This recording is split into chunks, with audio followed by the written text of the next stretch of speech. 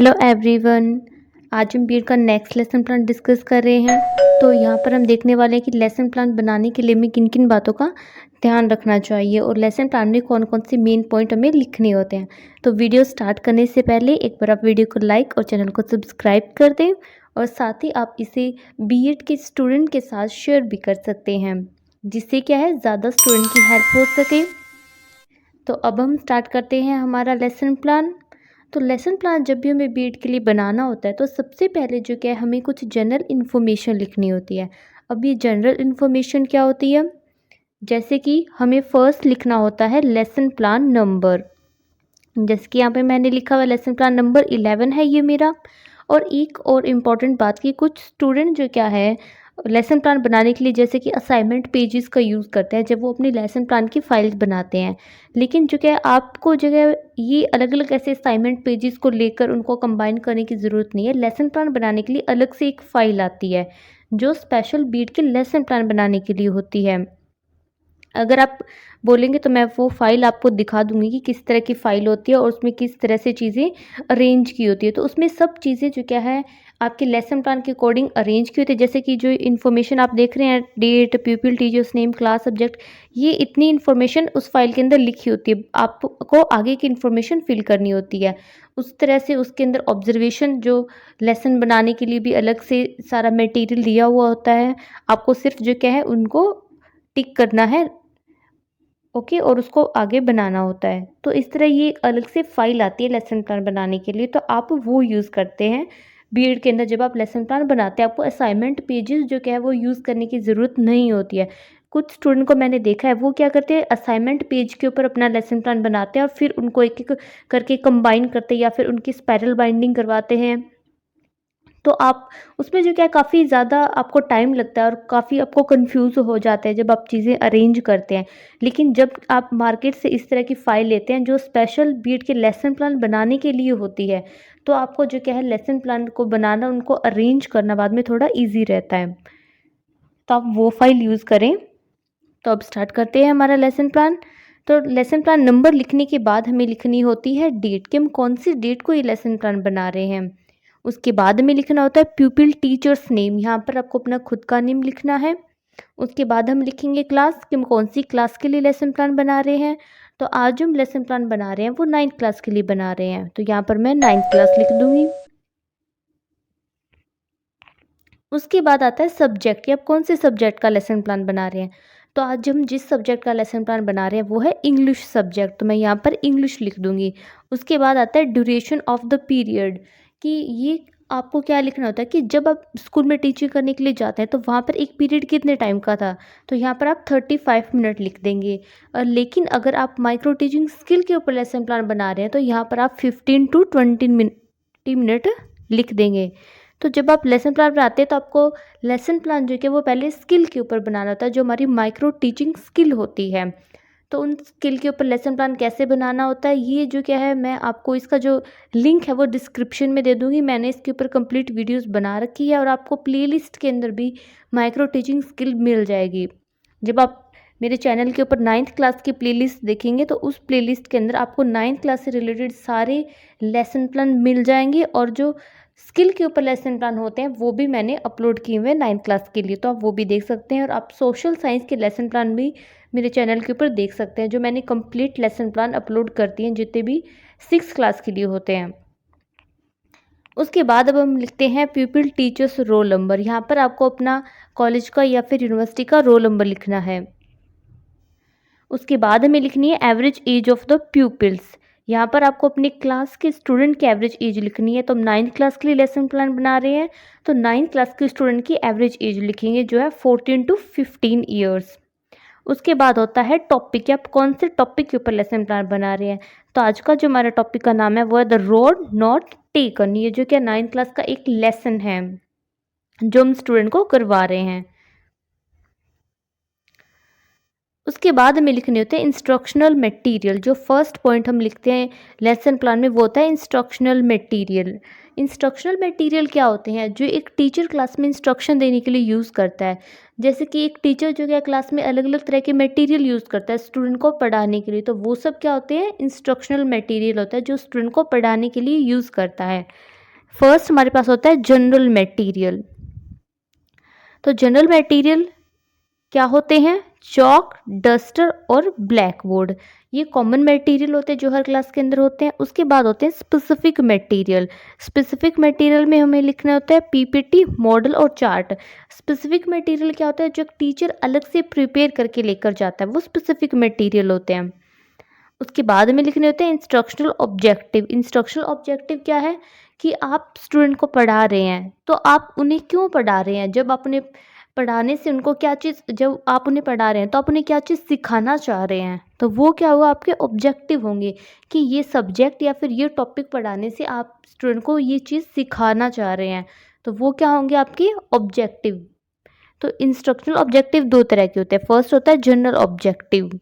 General objective जो होता है जो हमारे सब्जेक्ट से रिलेटेड होता है, जैसे कि हमारा सब्जेक्ट है इंग्लिश, तो इंग्लिश सब्जेक्ट पढ़ाने का आपका क्या ऑब्जेक्टिव है? वो आपके जनरल ऑब्जेक्टिव होंगे।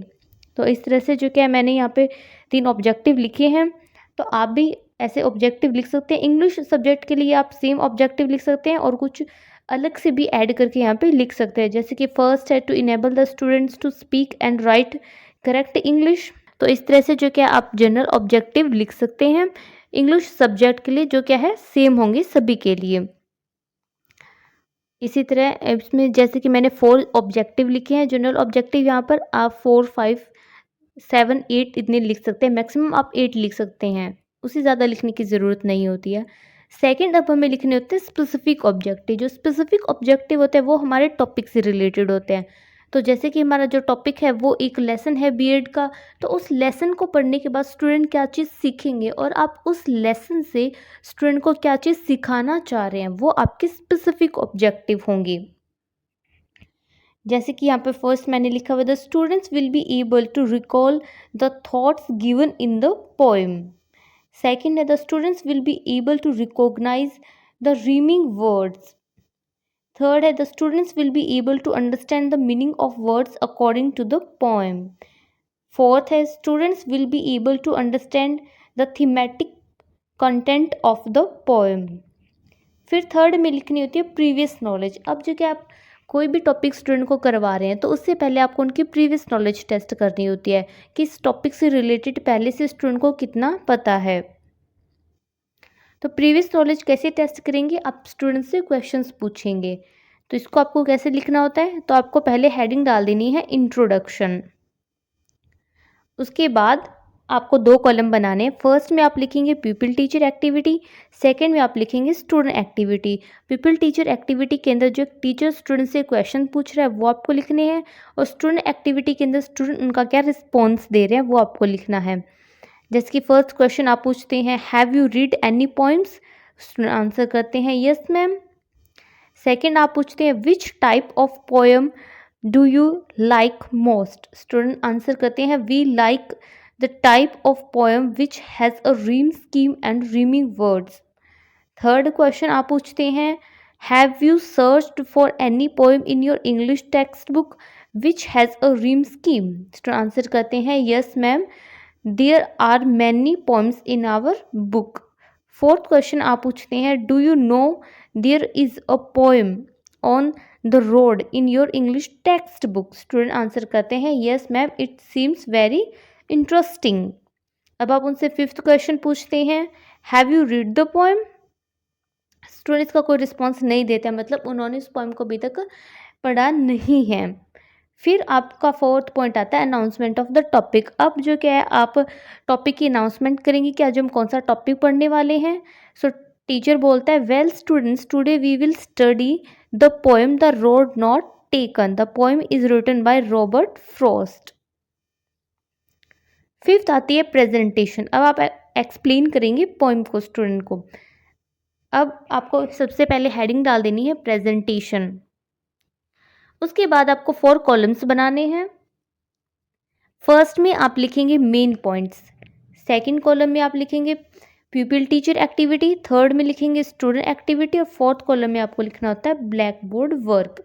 मेन पॉइंट के अंदर में क्या चीज़ लिखनी होती है कि जो भी हमारे टॉपिक के अंदर मेन पॉइंट्स हैं, जो भी मेन हेडिंग्स हैं, वो हम मेन पॉइंट्स के अंदर लिखेंगे।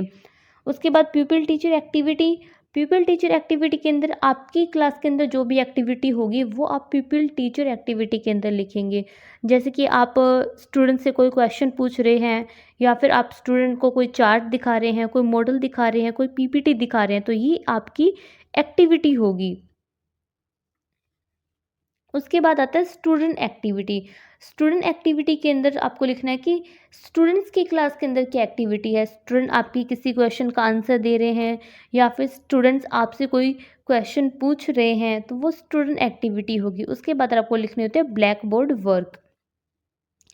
तो पहले में मेन पॉइंट में लिखना होता है gist of the poem given by प्यूपिल teacher.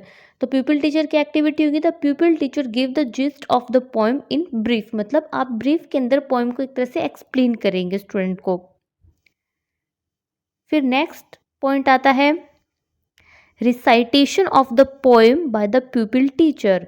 प्यूपिल teacher की क्या एक्टिविटी होगी, the pupil teacher display chart and creates atmosphere for the poem with proper stress, rhythm and intonation।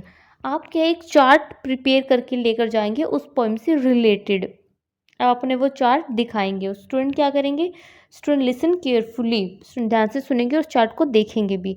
और ब्लैक बोर्ड वर्क क्या होगा, ब्लैक बोर्ड के ऊपर heading डाल देंगे जो पोएम का नेम है, the road not taken. Second आता है second recitation by the pupil teacher. The pupil teacher give second recitation of the poem with proper stress, rhythm and intonation. अब आप फिर से पोएम को रीड करेंगे। स्टूडेंट एक्टिविटी क्या होगी, स्टूडेंट लिसन केयरफुली।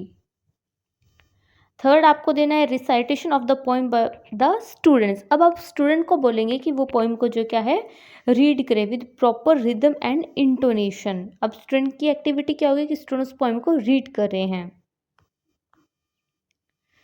फिर फोर्थ आपको लिखना है मीनिंग ऑफ डिफ़िकल्ट वर्ड्स। अब इस पोएम के अंदर कुछ डिफ़िकल्ट वर्ड्स है जिनका मीनिंग स्टूडेंट को नहीं पता है, तो अब आप क्या करेंगे, उस पोएम से कुछ भी डिफ़िकल्ट वर्ड्स लेकर यहाँ पर लिख देंगे। जैसे कि यहाँ पे मैंने लिखा है वर्ड्स और साइड में यहाँ पे लिखा हुआ है उनका मीनिंग। तो इस तरह से आप भी कुछ वर्ड्स लिख सकते हैं और साइड में उनका मीनिंग एक्सप्लेन कर सकते हैं। स्टूडेंट की क्या एक्टिविटी होगी, स्टूडेंट लिसन केयरफुली, स्टूडेंट ध्यान से सुन रहे हैं। और ब्लैक बोर्ड के ऊपर भी आप ये वर्ड्स उनका मीनिंग लिख सकते हैं। उसके बाद नेक्स्ट होता है रीमिंग वर्ड्स। क्या आपको पता है कि पोएम के अंदर कुछ रीमिंग वर्ड्स होते हैं जो एक गुड रीम स्कीम क्रिएट करते हैं, तो आपको वो वर्ड्स लिखने हैं। जैसे कि wood, both, fair, claim, could, growth, there और सम। और ब्लैक बोर्ड के ऊपर भी आप ये वर्ड लिख देंगे। उसके बाद आप करेंगे एक्सप्लेनेशन ऑफ द पोएम। आपने पोएम को पढ़ा, स्टूडेंट को कुछ डिफ़िकल्ट वर्ड्स बताए, रीमिंग वर्ड्स बताए, अब आप पोएम की एक्सप्लेनेशन करेंगे। The pupil teacher explain the poem with the help of simple English. कि आप सिंपल वर्ड्स के अंदर पोएम को एक्सप्लेन करेंगे। जैसे कि आपको पता है कि पोएम के अंदर जो वर्ड्स होते हैं वो कुछ इस तरह से अरेंज होते हैं कि कभी कभी स्टूडेंट उनका मीनिंग नहीं समझ पाते हैं, तो आपको सिंपल वर्ड्स के अंदर उनका मीनिंग एक्सप्लेन करना है। स्टूडेंट की क्या एक्टिविटी होगी यहाँ पर, लिसन केयरफुली। उसके बाद आता है कॉम्प्रिहेंशन ऑफ द पोएम। ये क्या होता है, the pupil teacher ask the following question. अब आप स्टूडेंट से क्वेश्चन करेंगे जो भी पोएम आज आपने उन्हें करवाई है। जैसे कि फर्स्ट क्वेश्चन है where did the two roads diverge. Second question है which road was grassy and wanted wear. Third है why was the road grassy and wanted wear. Fourth है who is the poet of the road not taken. आप इसको poet का नाम आपको बताना है। फिर आते हैं साइलेंट रीडिंग। यहाँ पर क्या करेगा, the pupil teacher will ask the student to recite the poem silently. अब आप स्टूडेंट को साइलेंटली पोएम को रीड करने के लिए कहेंगे। और प्यूपिल टीचर स्टूडेंट की क्या एक्टिविटी होगी, the student will recite the poem silently. उसके बाद आती है रिकैप्चुलेशन। अब जो क्या है, अब आप स्टूडेंट को से कुछ क्वेश्चंस पूछ सकते हैं या फिर से यहाँ पर पोएम को एक्सप्लेन कर सकते हैं एट द एंड में। ठीक है, आपने सब कुछ कर दिया, उसके बाद लास्ट में आप फिर से एक बार पोएम को एक्सप्लेन करेंगे, जिससे जो कि अगर स्टूडेंट को कुछ चीज़ें समझ में नहीं भी आई है तो भी वो उनको अच्छे से समझ में आ जाएगी।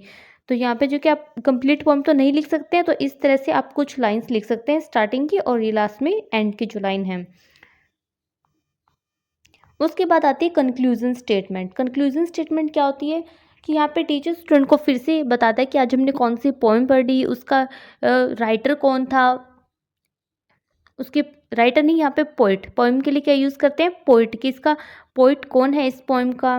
उसके बाद आप बताएंगे कि पोएम के अंदर क्या, अगर कोई मेन आइडिया है पोएम का तो वो यहाँ पर आप उनको एक्सप्लेन करेंगे कि ये इस पोएम का मेन आइडिया था। फिर आप पोएम से रिलेटेड कुछ डिफ़िकल्ट वर्ड्स, रीम्स के वर्ड्स यहाँ पर एक्सप्लेन कर देंगे। ये सब आप कंक्लूजन स्टेटमेंट में लिख सकते हैं।